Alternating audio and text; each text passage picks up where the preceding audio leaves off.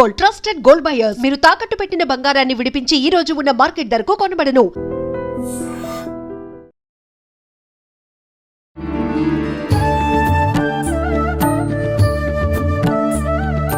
నమస్కారం, welcome to I dream.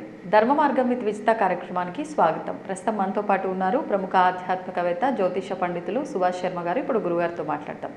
నమస్కారం అండి. శ్రీమాత్రే నమః అండి. గురుగారు, అధిక మాసం గురించి మనం ఆల్రెడీ మాట్లాడుకున్నాము. మరి ముఖ్యంగా మీరు అప్పుడు నాకు చెప్పింది ఏంటి, అధిక మాసంలో పూజలు ఆరాధనలకు విశేషమైన రోజు.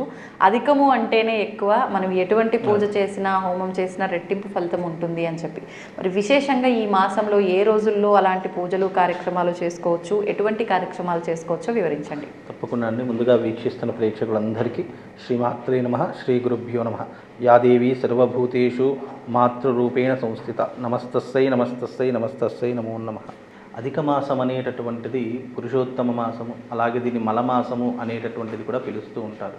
అధిక మాసంలో చేసే దానము, ధర్మము, యజ్ఞము ఇవన్నీ కూడా మనిషికి అత్యంత రకములైనటువంటి రెట్టింపు ఫలితాన్ని ఇచ్చేటటువంటి మాసమే ఈ యొక్క అధిక మాసము అనేటటువంటి. అసలు దీనికి పురుషోత్తమ మాసము అనే పేరు ఎందుకు వచ్చింది అంటే కనుక, మనకు సంవత్సర కాలంలో 12 నెలలు ఉంటాయి. కానీ ఇప్పుడు మనకు తెలుగు సంవత్సరాది క్యాలెండర్ ప్రకారంగా చూసుకుంటే ఈ సంవత్సరం మనకు 13 నెలలు వస్తాయి.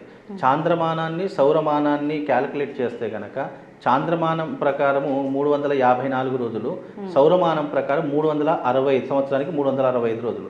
ఈ రెండుకి వ్యత్యాసం ఎంత ఉంటుందంటే 11 రోజుల వ్యత్యాసం ఉంటుంది.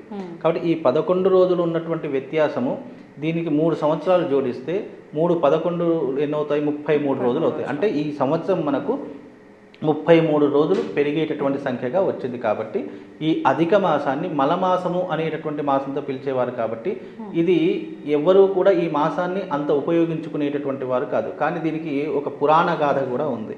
పురాణ గాథ ఏంటి అంటే కనుక, ఈ మలమాసాన్ని ఎవరూ కూడా ఉపయోగించుకోవట్లేదు కదా అని చెప్పేసి, ఇది మలము అంటే అది ఏదో చెడ్డగా అనిపిస్తుంది అనేటటువంటి విధానంగా తెలుసుకొని ఈ మాసం ఏం చేసిందంటే, విష్ణుమూర్తి దగ్గరికి వైకుంఠానికి వెళ్ళి నా మాసానికి ఏదైనా ఉపయోగపడేటటువంటి ఒక గొప్ప వరాన్ని ఇవ్వండి అని కోరితే, అప్పుడు నీ మాసానికి పేరు లేదు కాబట్టి, అధిక మాసానికి పేరు లేదు కాబట్టి ఈ మలమాసాన్ని పురుషోత్తమాసము అని నా పేరుతో నిన్ను పిలుస్తారు. కాబట్టి ఈ మాసంలో విశేషంగా ఎవరైతే విష్ణుమూర్తి ఆరాధన చేస్తారో, ఎవరైతే యజ్ఞ యాగాదులు చేస్తారో వాళ్లకు అధిక మాసంలో చేసేటటువంటి ఫలితం ఏదైతే ఉంటుందో అది 1000 రెట్ల పుణ్య ఫలితాన్ని నేను అందిస్తాను అని చెప్పి అధిక మాసానికి ఇచ్చినటువంటి వరమే ఈ యొక్క అధిక మాసం. కాబట్టి ఈ మాసంలో చేసే ప్రతి ఒక్క దానికి కూడా విశేషమైనటువంటి పుణ్య ఫలితం ఉంటుంది. అలాగే 33 సంఖ్యకు కూడా విశేషమైనటువంటి పుణ్య ఫలితం ఉంటుంది. ఈ మాసంలో ఏ దానం చేసినా 33 సంఖ్యతో కూడినటువంటి దానం చేయాలి. అంటే ముఖ్యంగా విశేషంగా ఈ మాసంలో చేసేటటువంటిది ఏంటి అంటే దానము, అరిసెలు కావచ్చు, పిండి వంటలు కావచ్చు, లేదు ఇతర వస్తువులు కావచ్చు, ఎవరికైనా దానం చేయాలి అని అంటే కనుక 33 దానం చేయాలి. అరిసెలు ఉన్నాయి, 33 అరిసెలు దానం చేయాలి. అలాగే మనం డ్రై ఫ్రూట్స్ ఉన్నాయి, డ్రై ఫ్రూట్స్ కూడా 33 డ్రై ఫ్రూట్స్ దానం చేయాలి. ఇట్లా ప్రతి ఒక్క దానికి 33 అనేటటువంటి సంఖ్య జోడించి లెక్కతో చేయాలి. ఎందుకంటే మనకు ధర్మశాస్త్రంలో 33 కోట్ల మంది దేవతలు అని పిలుస్తూ ఉంటాం. కాబట్టి రుద్రులు, అశ్విని దేవతలు, అలాగే ఋతువులు, ఆయనములు ఇవన్నీ కలిపితే మనకు 33 సంఖ్య వస్తుంది. కాబట్టి ఒక్కొక్క దానికి ఒక్కొక్క సంఖ్యగా చెప్పడం జరిగింది. కాబట్టి ఈ అధిక మాసము ఒక్క మాసంలో కనుక యజ్ఞయాగాదులు చేస్తే 33 కోట్ల మందికి చేసినటువంటి పుణ్య ఫలితము ఈ ఒక్క మాసంలో కలుగుతుంది. అదికే అధిక మాసంలో విశేషంగా చేయవలసినటువంటి గొప్పనైనటువంటి మహత్తరమైనటువంటి అద్భుతమైనటువంటి యాగాలు ఏవైనా ఉన్నాయంటే అది శ్యామలా యాగము ప్లస్ బగళాముఖి యాగము. ఈ రెండుటిని కూడా ఈ అధిక మాసంలో చేస్తే మనిషికి అత్యంత ఉపయోగకరమైనటువంటి విధానాలు ఎన్నో రకాలుగా చెప్పడం జరిగింది శాస్త్రము. ఏ రకంగా అంటే, మనకు ఇప్పుడు మనిషికి ప్రధానంగా కావాల్సింది ఏమిటి అంటే గనక, ముఖ్యంగా మనిషికి కావాల్సింది డబ్బు, హోదా, పరపతి, అలాగే పరువు, అలాగే విశేషంగా విజయము, ప్రతి ఒక్క దాంట్లో విజయము ఇవన్నీ కావాలి. విద్య, జ్ఞానము, వివేకము ఇవన్నీ కావాలి అంటే రాజశ్యామల అమ్మవారి యొక్క యాగం చేసుకోవడం వల్ల విశేషమైనటువంటి పుణ్య ఫలితాలు కలుగుతాయి అనేటటువంటిది శాస్త్రం. మామూలు రోజులలో చేసేదానికి అధిక మాసంలో చేసేదానికి చాలా వ్యత్యాసం ఉంది. అదే రకంగా ఈ అధిక మాసంలో రాజశ్యామల అమ్మవారి యొక్క యాగం చేస్తే మనిషికి ఎలాంటి ప్రయోజనాలు కలుగుతాయి అనేటటువంటిది మనకు శ్యామలా తంత్రంలో చాలా క్లుప్తంగా చెప్పారు. అసలు ఈ శ్యామల అమ్మవారు ఎవరు అంటే శ్రీచక్రంలో సంచరించేటటువంటి అధిష్టాన దేవతలో ఒకరైనటువంటిది రాజశ్యామల అమ్మవారు. ఈమె ఈమె ఏమిటి అంటే కనుక సైన్యాధ్యక్షురాలుగాను, అలాగే ఈమె మంత్రిగాను ఆ యొక్క శ్రీచక్ర యంత్రంలో పరివేష్టితంగా ఉండేటటువంటి తల్లి. కాబట్టి ఈ అమ్మవారిని ఎవరైతే ఆరాధన చేస్తారో, ఎవరైతే యజ్ఞయాగాదులు చేస్తారో వాళ్ళకు ఏమేం కలుగుతాయి మనిషికి అంటే ఈ అమ్మవారి పూజ వల్ల జ్ఞానం కలుగుతుంది. అంటే జ్ఞానము అంటే విద్య, చదువు, విజ్ఞానము ఇలాంటివన్నీ కూడా. ఎందుకంటే శ్యామల అమ్మవారికి మరొక పేరు సరస్వతీదేవి అని పేరు. అందుకే మీరు ముక్కోటి దేవతలు ఏ అమ్మవారికి చూసినా ఇద్దరు దేవతల్లో మాత్రమే వీణ కనిపిస్తుంది. ఒకటి రాజశ్యామల అమ్మవారి చేతిలో, రెండోది సరస్వతి అమ్మవారి చేతిలో. వీరిద్దరి చేతిలోనే వీణ కనిపిస్తుంది తప్ప ఇంకా వేరే ఏ అమ్మవారి చేతిలో వీణ కనిపించదు.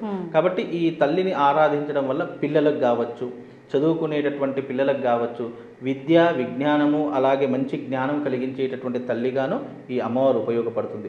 అలాగే ఈ అమ్మవారి దేనికి ప్రతీక అంటే విజయానికి ప్రతీక.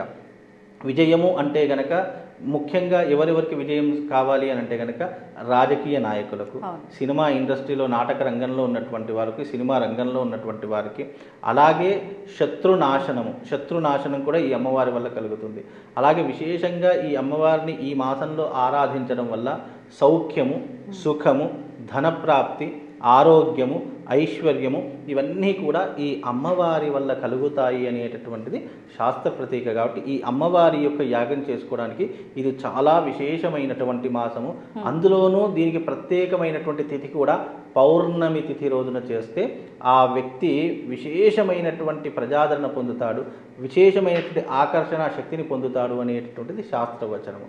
అలాగే బగళాముఖి అమ్మవారి యొక్క యాగం, రాజశ్యామల సహిత బగళాముఖి యాగం చేయడం వల్ల ఏమవుతుంది అంటే కనుక అమ్మవారికి శత్రుస్తంభన అమ్మవారు అని పేరు. అంటే స్తంభనాదేవిగా ప్రసిద్ధి చెందినటువంటి తల్లి బగళాముఖి అమ్మవారు.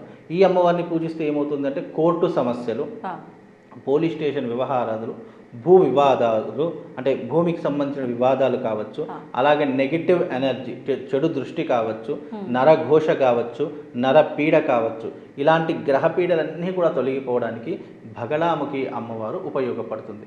అంటే ఈ కలియుగంలో ప్రతి మనిషికి వెంటాడేటటువంటి ఇవి తప్పకుండా ఉంటూ ఉంటాయి, సమస్యలు తప్పకుండా ఉంటాయి. కాబట్టి అలాంటి సమస్యల నుంచి బయటపడడానికి ఈ 2 యాగాలు ఒకే కాలంలో చేసుకోవడము విశేషమైనటువంటి పుణ్య ఫలితాన్ని ఆ వ్యక్తి ఎవరైతే చేసుకుంటాడో ఆ వ్యక్తి సాధకుడికి తప్పకుండా ఆ తల్లి యొక్క అనుగ్రహం కలగడానికి ఈ మాసము చాలా ఉపయోగకరమైనటువంటి మాసం అని చెప్పుకోవచ్చు. అంటే విడిగా చేస్తేనే ఫలితము, అందులోనూ 2 కలిపి చేస్తున్నారు కాబట్టి ఇంకా విశేషంగా చాలా విశేషము. మామూలు రోజుల్లో చేస్తే ఎంత చేస్తే అంతే పుణ్యం వస్తుంది. కానీ అధిక మాసంలో చేస్తే విశేషమైనటువంటి పుణ్యం. అంటే ఒక్కసారి యాగం చేస్తే ఈ యొక్క ఫలితం అనేటటువంటిది దాదాపుగా 33 సంవత్సరాల పాటు ఈ ఫలితం ఉంటుంది. మామూలుగా మిగతా రోజుల్లో చేస్తే ఆ సంవత్సరమో లేదా ఒక 2 సంవత్సరాల ఫలితం దొరుకుతుంది. కానీ ఈ మాసంలో, పురుషోత్తమ మాసంలో చేస్తే 33 సంవత్సరాల పుణ్య ఫలితం అంతా కూడా నీకు ఈ యాగం ద్వారా ఒక్క రోజులో సంక్రమిస్తుంది. అంత విశేషమైనటువంటిది రాజశ్యామల సహిత బగళాముఖి తంత్ర ప్రయోగము. ఇది చాలా విశేషమైనటువంటిది.